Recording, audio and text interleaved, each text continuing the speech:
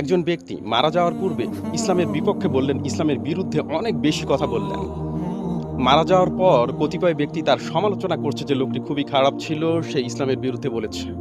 এটি শুনে কতিপয় ব্যক্তি বলছে লোকটি মারা গেছে, তার বিষয়ে আর সমালোচনা করা ঠিক নয়। তিনি তো মারা গেছে, তার বিচার আল্লাহ করবেন। দেখেন, যদি তাই হতো তাহলে আবুল আহাবের কথা আজও আমরা বলতাম না, আবু জাহালের কথাও আমরা বলতাম না, বলতাম তারা তো মারা গিয়েছে, তার বিরুদ্ধে বলে এখন আর কি লাভ। দেখেন, কোনো ব্যক্তি ইসলামের বিরুদ্ধে থেকে সে কখনো মুসলিম হতে পারে না, কারণ ইসলাম আপনারও না, ইসলাম আমারও না। ইসলাম আল্লাহ তাআলা প্রদত্ত একটি জীবন বিধান, এর বিরুদ্ধে যে বলবে সে কখনো ঈমানদার দাবি করতে পারে না।